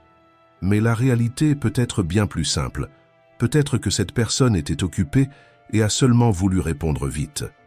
Quand tu apprends à t'arrêter et à regarder ta pensée avec calme, quelque chose change. La raison revient occuper la place de la peur. Demande-toi, ai-je des preuves réelles de ce que je suis en train de penser, ou suis-je simplement en train de remplir les vides avec mes peurs? Cette pause à elle seule est déjà suffisante pour empêcher qu'une idée infondée ne grandisse jusqu'à se transformer en une crise d'anxiété. La restructuration cognitive, l'une des techniques centrales de la thérapie cognitivo-comportementale, enseigne exactement cela. Questionner la validité des pensées automatiques et les remplacer par des interprétations plus réalistes. Ce simple acte de réviser sa propre narration réduit significativement les symptômes d'anxiété et de dépression. Quand tu prends de la distance avec tes pensées et que tu les observes avec clarté, c'est comme quitter la scène et t'asseoir dans la salle. Tu cesses d'être l'acteur enfermé dans le drame et tu deviens le spectateur capable de voir l'intrigue avec lucidité. Alors, la prochaine fois que l'anxiété essaiera de t'entraîner, ne cours pas derrière chaque pensée comme si elle était vraie. Arrête-toi, examine, décide consciemment si cela mérite ton énergie. Fais de ta raison une ancre, non pas un juge sévère, mais un allié calme qui te rend le contrôle sur ton propre esprit. C'est cela qui te donne la certitude que chaque pensée n'a pas besoin de se transformer en vérité. Leçon 6. Cesse de résister à ce qui est déjà en train de se passer.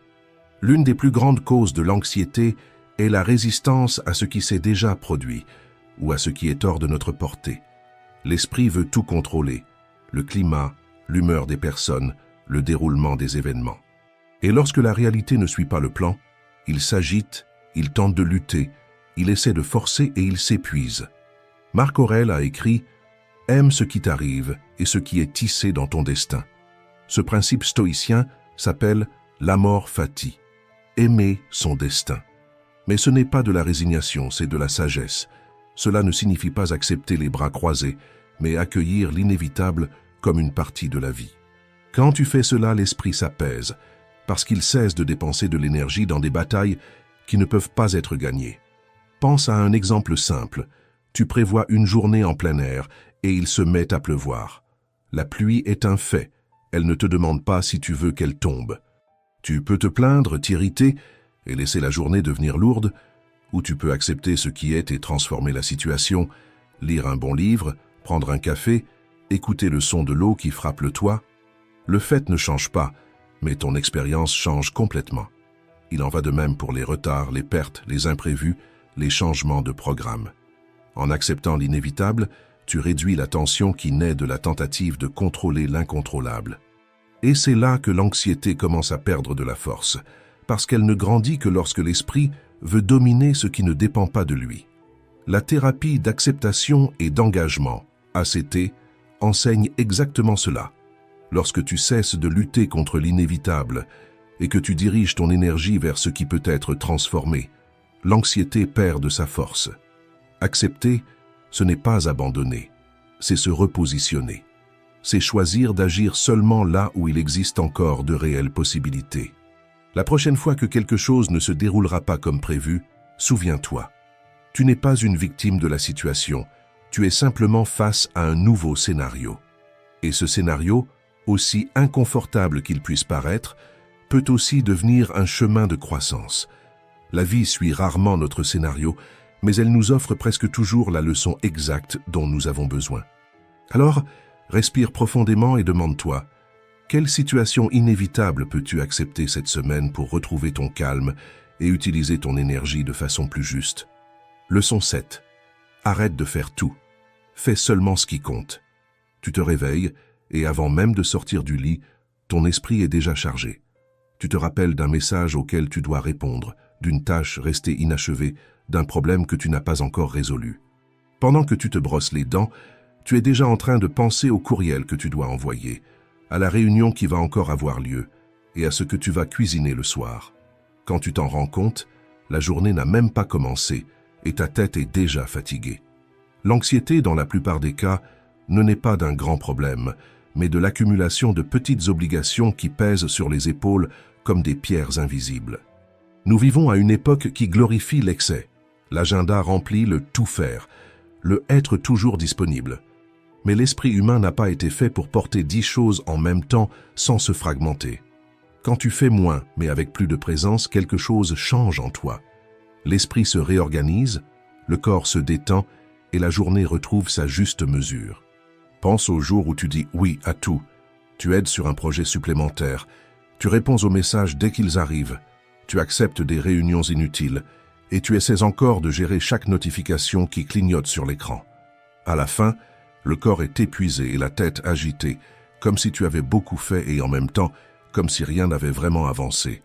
Imagine maintenant un autre scénario. La même journée, mais avec du focus. Tu choisis 3 tâches vraiment importantes et tu les fais une par une, sans précipitation, sans interruption. Au final, l'esprit est léger, le corps tranquille et la sensation est celle du sens, pas de l'épuisement. Ce simple changement, échanger la quantité pour la qualité, réduit l'anxiété de manière naturelle. Être multitâche augmente les niveaux de cortisol, l'hormone du stress, et crée la fausse impression d'une urgence constante. Alors que la pratique de se concentrer sur une seule chose à la fois réduit l'anxiété, augmente la clarté et améliore la satisfaction vis-à-vis des résultats. En termes stoïciens, vivre avec moins de distractions, c'est comme marcher avec une boussole au lieu d'une carte remplie de chemins. Tu sais où tu es et où tu veux aller. L'essentiel devient visible, le superflu se dissout. Sénèque disait que celui qui vit avec sagesse a toujours suffisamment de temps, et cela reste vrai aujourd'hui. C'est pourquoi la prochaine fois que tu sens que la journée déborde, fais une pause et demande-toi « Qu'est-ce que je peux arrêter de faire sans que ma vie perde de sa valeur ?» Le calme commence quand tu élimines l'excès et que tu préserves ce qui importe vraiment. Maintenant, je veux te poser une question. Si tu devais choisir seulement 3 choses essentielles à faire demain, lesquelles seraient-elles? Cette liste peut simplifier ta propre routine et peut-être être le premier pas pour libérer ton esprit de l'anxiété inutile. Leçon 8. Changez le discours qui commande vos émotions. Imaginez que vous êtes en route pour une réunion importante. Le cœur s'accélère. L'esprit commence à lancer des phrases qui sonnent familières. Et si je me trompe? Ils vont me juger. Je ne suis pas assez bon. Ces mots ne viennent pas du monde extérieur. Ils viennent de l'intérieur. Et c'est ainsi que l'anxiété commence, lorsque votre propre esprit devient l'ennemi. Marc Aurèle a écrit que « la vie est ce que nos pensées en font ». Il comprenait que la manière dont nous nous parlons définit la façon dont nous réagissons au monde. L'esprit peut être une forteresse ou une prison. Cela dépend du ton du dialogue que vous alimentez. Chaque fois que vous répétez des phrases comme « ça va mal se passer »,« « je ne suis pas suffisant » ou « je ne peux pas gérer cela », le corps réagit comme si le danger était réel. La respiration s'accélère, les épaules se tendent, le cœur s'emballe. Mais si vous changez les mots, vous changez aussi l'état intérieur. Ce n'est pas de la magie, c'est de la physiologie. Imaginez la même scène. Vous êtes sur le point de présenter un projet. La pensée apparaît. Ils vont remarquer mes erreurs. Le corps répond par un stress immédiat. Maintenant, changez le dialogue. Je me suis préparé. Je sais ce que je fais. Je vais donner le meilleur de moi-même. La réalité extérieure est la même, mais en vous quelque chose change. Le corps ralentit, l'esprit s'organise et la peur perd de sa force. Le dialogue interne est comme un filtre. Il ne modifie pas ce qui se passe, mais il change la manière dont votre système nerveux perçoit ce qui se passe.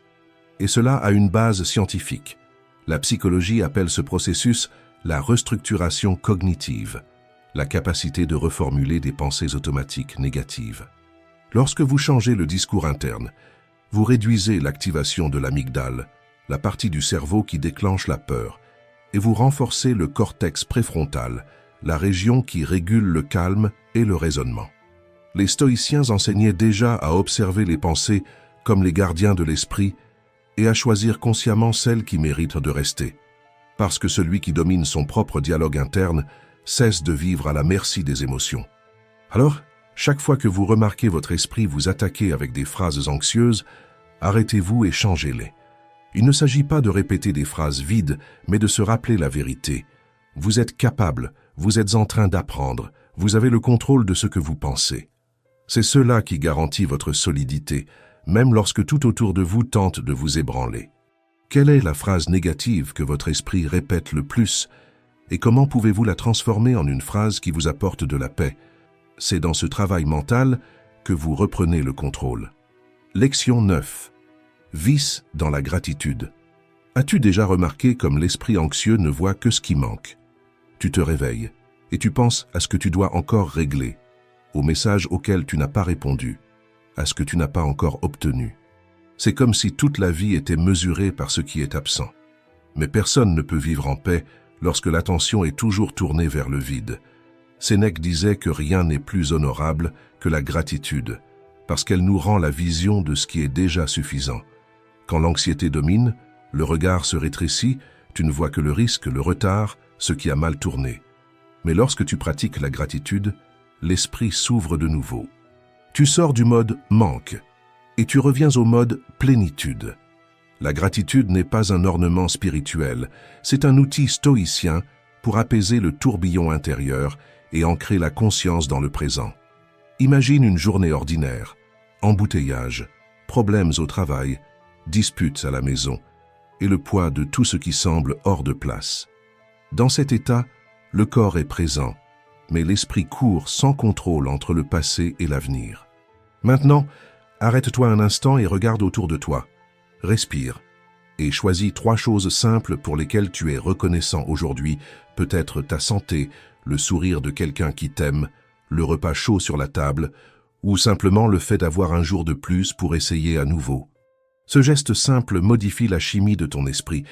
Lorsque tu exprimes de la gratitude, le cerveau libère de la dopamine et de la sérotonine, les mêmes neurotransmetteurs qui apportent une sensation de calme et de bien-être. Et des recherches montrent que les personnes qui notent 3 choses pour lesquelles elles sont reconnaissantes chaque jour réduisent significativement les symptômes d'anxiété et de dépression, dorment mieux et se sentent plus pleines d'espoir. La gratitude n'efface pas les problèmes, mais elle change l'angle sous lequel tu les regardes. Elle te rappelle que même dans les tempêtes, il existe encore un sol solide sur lequel poser les pieds. Et c'est sur ce terrain que la sérénité commence à grandir. Essaie ce soir. Avant de dormir, ferme les yeux et pense à 3 choses qui méritent ta gratitude aujourd'hui. Peut-être que rien n'aura changé à l'extérieur, mais à l'intérieur, tu sentiras un soulagement immédiat, comme si le poids de la journée devenait plus léger. Maintenant, je veux te poser une question. Si tu devais être reconnaissant pour une seule chose aujourd'hui, laquelle serait-ce? Quand tu reconnais ce que tu as, même dans les jours difficiles, tu renforces la certitude qu'il existe toujours une raison de respirer plus profondément et de continuer. Leçon 10. Vous avez déjà surmonté des tempêtes plus grandes que celle-ci. Pensez au nombre de fois où vous avez cru que vous n'alliez pas tenir, une douleur qui semblait insupportable, une perte qui vous a coupé les jambes, une peur qui paraissait plus grande que vous. Et pourtant, vous avez traversé tout cela. Vous êtes ici, écoutant ces mots, avec plus de force et plus de conscience que vous n'en aviez auparavant. L'esprit anxieux a l'habitude de nous tromper. Il fait paraître que le défi actuel est le pire de tous, que cette fois rien ne va fonctionner, que nous n'avons plus d'énergie. Mais il existe un antidote puissant contre cela. Se rappeler que vous avez déjà survécu auparavant. Marc Aurèle faisait cela au milieu des guerres et des incertitudes. Dans ses méditations, il écrivait sur les douleurs qu'il avait déjà supportées, les pertes qu'il avait déjà affrontées et le simple fait d'être encore debout. Ce souvenir l'ancrerait. C'était comme regarder en arrière et voir une trace de bataille remportée, des preuves silencieuses qu'il était plus fort que ce que la peur laissait paraître. Vous aussi, vous avez cette trace. Peut-être avez-vous traversé la fin d'une relation, une dette, une crise de santé, une déception profonde et, à un moment donné, vous avez pensé que vous n'alliez pas réussir à continuer. Mais vous y êtes parvenu, la preuve se trouve dans votre propre histoire. Si vous avez survécu auparavant, vous pouvez survivre à nouveau. L'anxiété perd de sa force lorsque vous vous souvenez de tout ce que vous avez déjà supporté. C'est cela l'antidote. Regardez le passé et voir que vous avez affronté des tempêtes bien pires et que chacune d'elles vous a rendu plus préparé pour la suivante. La psychologie moderne appelle cela la récupération d'épreuves personnelles. C'est une pratique utilisée dans les thérapies contre l'anxiété. Le patient note les moments difficiles qu'il a réussi à surmonter pour se rappeler que la douleur ne dure pas éternellement. Cet exercice simple réduit la peur anticipatoire et renforce la confiance. Les stoïciens faisaient déjà cela il y a 2000 ans. Ils savaient que l'expérience est le meilleur test de la force intérieure.